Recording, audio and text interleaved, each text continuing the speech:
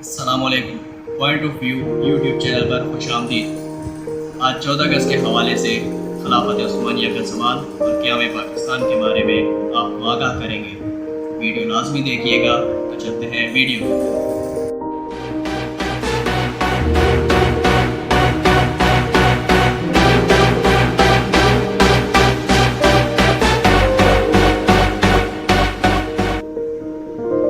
ایٹالو Turkish وار، جس کا آغاز 29 ستمبر 1911 کو ہوا اور اختتام 18 اکتوبر 1912 کو ہوا۔ اس جنگ کو ایٹالو ترکش وار یا ترکو اٹیلین وار بھی کہا جاتا ہے، جو اٹلی اور عظیم سلطنت عثمانیہ کے درمیان ہوئی۔ اس جنگ کے نتیجے میں اٹلی نے عثمانی سلطنت کے علاقوں پر قبضہ کر لیا تھا، جن میں کچھ اہم صوبے جیسا کہ فیضان، سرینیکا اور طرابلس بھی شامل تھے۔ یہ جنگ، جسے عثمانی لیبیا بھی کہا جاتا ہے، بحیرہ ایجین، مشرقی بحیرہ روم، بحیرہ احمر پر لڑی گئی تھی، جس کے نتیجے میں اٹلی کے 1432 لوگ مارے گئے، 1948 لوگ بیماری سے مر گئے اور 4250 لوگ زخمی ہوئے، جبکہ ترکی کے 8199 لوگ شہید ہوئے اور 10,000 لوگوں کو انتقامی کارروائی پھانسی کا نشانہ بنایا گیا۔ اس جنگ کا مقصد خلافت عثمانیہ کا خاتمہ اور قابض ہونا تھا، جو جنوب مشرقی یورپ، مغربی ایشیا اور شمالی افریقہ کے 18 لاکھ مربع پر پھیلی ہوئی تھی۔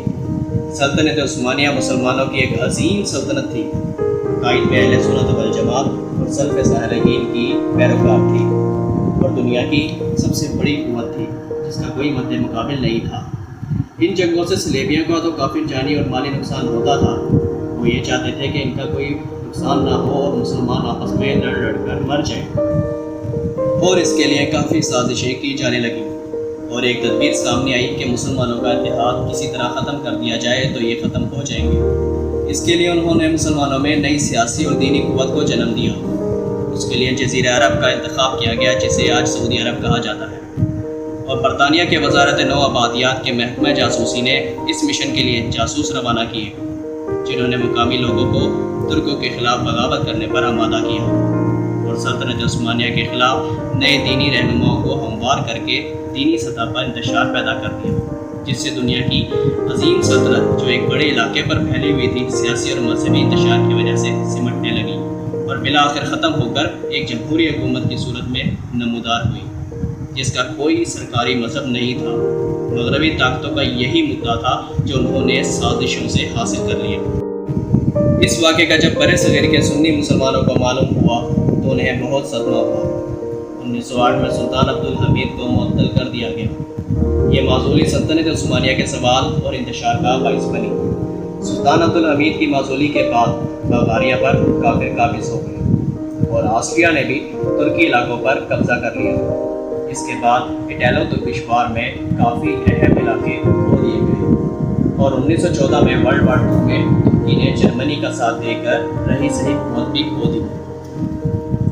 اتحادیوں نے عرب ممالک میں بغاوت کروا کر 1916 اور 1917 کے درمیان شام، حجاز، فلسطین، عراق سب علیحدہ کروا لیے، اور یہ عظیم سلطنت مختصر علاقوں پر محدود ہو گئی۔ 1919 میں جنگ عظیم ختم ہونے کے بعد جب اتحادیوں نے ترکیہ کو آپس میں تقسیم کرنا شروع کیا تو برِ صغیر کے مسلمانوں اور ہندوؤں میں بھگدڑ مچ گئی۔ اصل میں دوسری جنگ عظیم کے موقع پر انگریزوں نے ہندوستانی لیڈروں سے وعدہ کیا تھا کہ اگر انہیں جنگ میں برطانیہ کا ساتھ دیا گیا تو اس کے صلے میں جنگ جیتنے کے بعد برِ صغیر کو آزادی دے دی جائے گی۔ اس لیے وہی لیڈر جو بعد میں انگریزوں کی مدد کے لیے انہوں نے دن رات ایک کر دیے تھے، گاندھی اور محمد علی جوہر نے برطانوی فوج میں ہندو اور مسلمانوں کو خوب بھرتی کروایا۔ حالانکہ انگریزوں کے جنگ ترکوں کے خلاف تھے، مگر ہندوستان لیڈروں کو حقیقت میں برِ صغیر کی آزادی مطلوب تھی، ترکوں سے کوئی سروکار نہیں تھا۔ تحریک خلافت کے دوران برِ صغیر کے مسلمانوں کے جذبے کو ابھارا گیا۔ انہیں یہ بتایا سلطنت ترکیہ ہی سلطنت اسلامیہ ہے، جس کے لیے ہر مسلمان کے لیے تن من دھن کی قربانی فرض ہے۔ وہاں سلطنت عثمانیہ دم توڑ رہی تھی اور یہاں مسلمانوں کے لیے بہت مشکل حالات پیدا کیے جا چکے تھے۔ مسلمان بے بس اور مجبور تھے، لیکن انگریزوں سے انتقام لینے اور بر صغیر کی آزادی کے علاوہ تحریک خلافت کے کئی پوشیدہ مقاصد بھی تھے، جیسے کہ ہندوؤں کو مسلمانوں کے قریب لانا اور اس کے باہمی اتحاد سے کانگریس کو مضبوط کرنا، جو ایک کمزور جماعت تھی، اور اس اتحاد کی آڑ میں ہندوؤں نے اردوؤں کے خلاف مہم چلائی۔ اتر پردیش میں ملازمت کے لیے ہندی کو لازم کروایا، بنگال تقسیم کو ختم کروایا، جس سے مسلمانوں کا بہت بڑا نقصان ہوا۔ یہ سارے واقعات 1867 سے 1912 کے درمیان واقع ہوئے۔ اس کے بعد مسلمان لیڈر یہ سوچنے پر مجبور ہو گئے کہ ہندو مسلمانوں پر حکومت کرنے کے خواب دیکھ رہے ہیں، اس لیے علامہ اقبال نے قوم مسلم کو جگایا اور ان میں بیداری کی روح تو مسلمانوں میں گرم جوشی پیدا ہوئی اور جذبات کا طوفان امڈ آیا۔ جب مسلمانوں نے علیحدگی کی بات شروع کر دی تو ہندو لیڈروں نے محسوس کیا کہ مسلمانوں کے بغیر آزادی ناممکن ہے۔ جیسے ہی یہ تحریک شروع ہوئی، گاندھی نے دوسرے ہی سال 1920 میں تحریک ترک موالات شروع کر دی۔ یہ تحریک انگریزوں کے خلاف اور ہندوؤں سے دوستی اور اخوت تھی۔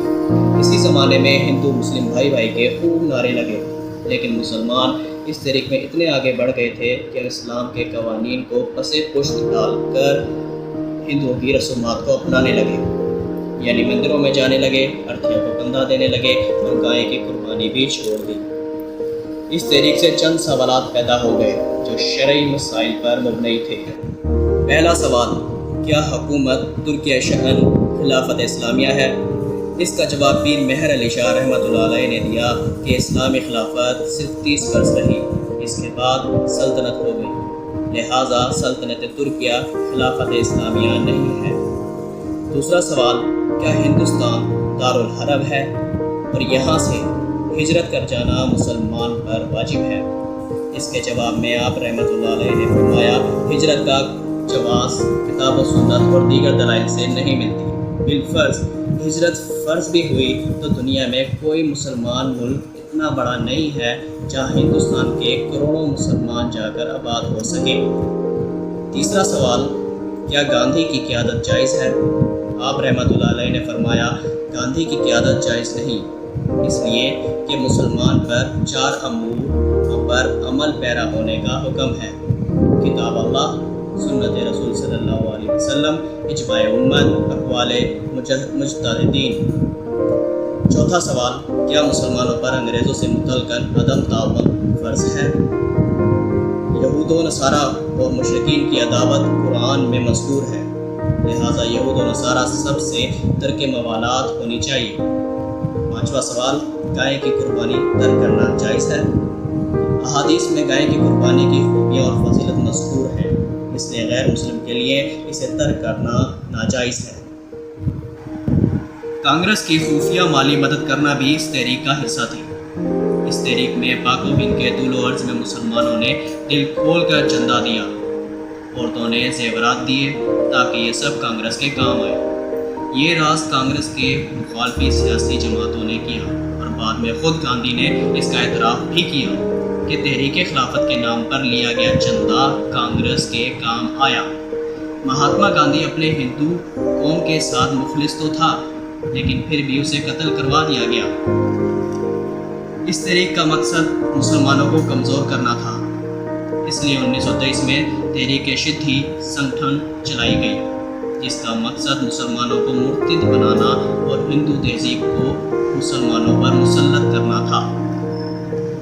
جب 1922 میں خلافت عثمانیہ کا خاتمہ ہو رہا تھا، تب یہاں بر صغیر میں تحریک خلافت کے نام پر مسلمانوں کو کمزور بنایا جا رہا تھا۔ جب انگریزوں کے ہاتھ عظیم سلطنت کی زمین قبضے میں آ گئی تو وہ بر صغیر کو چھوڑ کر چلے گئے، لیکن یہاں اپنے جاسوس اور اپنا نظام رائج کر گئے تھے، یہ سوچ کر کہ ایک پاکستان جو بننے والا ملک اتنا اہم نہیں ہے جتنی عظیم سلطنت کی زمین اہم ہے، لیکن پھر بھی وہ یہاں اپنے خریدے ہوئے کچھ لوگ چھوڑ گئے تاکہ یہاں سے فتنے کبھی ختم نہ ہو سکے۔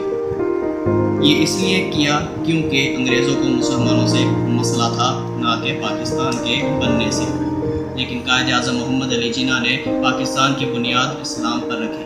علامہ اقبال رحمۃ اللہ علیہ معاشرے نے بھی ایک آزاد اسلامی ملک کا خواب دیکھا تھا۔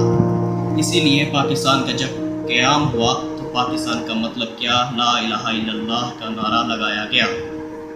قائد اعظم محمد علی جناح نے فرمایا تھا کہ پاکستان کا آئین و قانون قرآن و شریعت ہے جو 1400 سال پہلے آ گیا ہے، جو ظاہر کرتا ہے کہ پاکستان ایک آزاد اسلامی ریاست ہے اور ترکی میں خلافت عثمانیہ دوبارہ قیام کے لیے ساتھ کھڑا ہے۔